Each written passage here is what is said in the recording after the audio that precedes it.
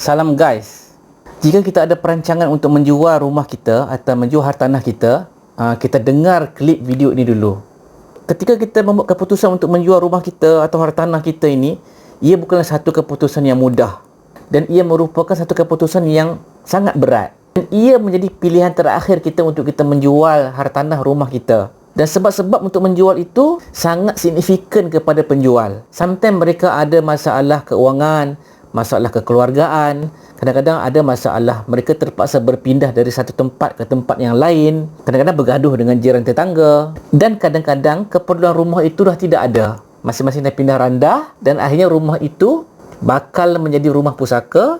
Sebelum ada masalah, mereka membuat keputusan untuk menjual. Jadi apapun keputusan untuk menjual hartanah ini mestilah mendapat persetujuan daripada semua pihak, terutama sekali kepada penama-penama yang ada di dalam geran. Sebelum kita menjual rumah dan hartanah, kita mestilah pastikan bahawa cukup syarat-syaratnya untuk kita jual supaya proses penjualan itu lebih mudah dan lancar. Misalnya, penjual mestilah tidak bankrupt, penjual masih hidup, pemaju masih wujud dan tidak ada sekatan ataupun halangan ataupun caveat yang ada di dalam geran. Dan jika kita masih ada baki hutang, kita cek dulu dengan pihak bank berapakah baki hutang yang kita ada sebelum kita membuat keputusan menjual. Dan kita kena pastikan dokumen-dokumen itu masih ada. Contohnya apa? Dokumen perjanjian jual beli yang pertama kita beli dulu SMP. Dan kita ada kopi atau salinan geran title. Kita juga boleh tengok semula perjanjian bank, loan yang kita sign dulu mula-mula semasa kita membeli dulu. Dan kalau kita ada laporan penilaian yang masa kita beli dulu pun kita kena sediakan juga. So, apabila dokumen sudah ada, kita letak sebelah untuk kita sediakan kepada pembeli baru nanti. Maka dalam proses penjualan, kita boleh menjual terus kepada pembeli atau kita boleh melantik ejen perunding hartanah bertauliah untuk mereka uruskan penjualan A to Z. Jika kita ada masa dan ada tenaga, kita boleh lakukannya sendiri. Jika kita tidak ada masa, kita sibuk, kita banyak komitmen lain, kita boleh lantik ejen hartanah ini untuk mereka melakukan proses penjualan dan mencari potensi-potensi pembeli yang layak berdasarkan kriteria-kriteria yang ejen hartanah akan tentukan nanti.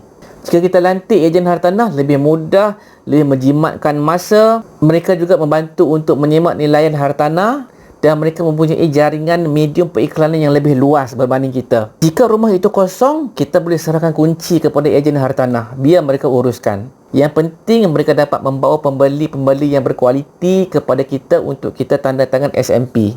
Tetapi jika kita stay di rumah itu, kita hendaklah memberitahu kepada ejen hartanah bilakah masa yang sesuai untuk pembeli datang ke rumah untuk membuat viewing ataupun melihat situasi ataupun kondisi rumah. Jadi kita sebagai penjual rumah, kita juga ada kos-kos yang kita kena tahu. Pertama ialah kos guaman.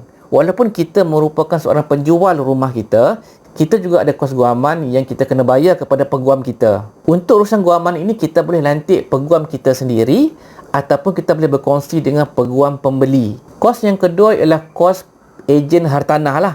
Biasanya dalam 3% saja kita kena sediakan daripada harga jual kita, 3% kepada ejen hartanah. Kos yang lain adalah cukai. Sekiranya kita dikenakan cukai atas keuntungan dalam tempoh masa tertentu, kita kena bayar cukai kepada lembaga hasil dalam negeri. Walau bagaimanapun, cukai ini boleh dikecualikan sekiranya rumah ini adalah rumah pertama untuk kita jual. Semua ini kita bakal mendapat nasihat daripada peguam. Dan yang keempat adalah kos-kos lain, iaitu bil-bil tertunggak yang kita mesti lunaskan. Seperti bil utility api air, indah water, cukai taksiran atau cukai pintu, dan apa-apa sajalah bil-bil yang ada atas nama kita, hendaklah kita kena kosongkan sebelum kita pindah milikkan hartanah rumah kita ini kepada pembeli baru.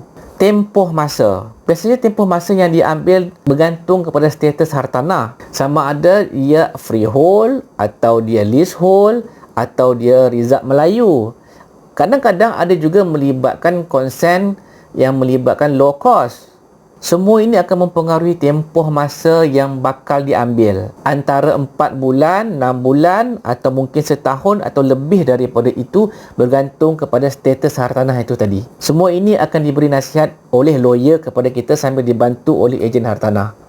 So guys, Itu saja sharing saya. Bagi anda yang ada perancangan untuk menjual rumah hartanah, anda mesti adalah persiapan persediaan tertentu. Anda cari ejen hartanah, anda cari peguam. Mereka ini akan memudahkan urusan kita untuk menjual hartanah kita.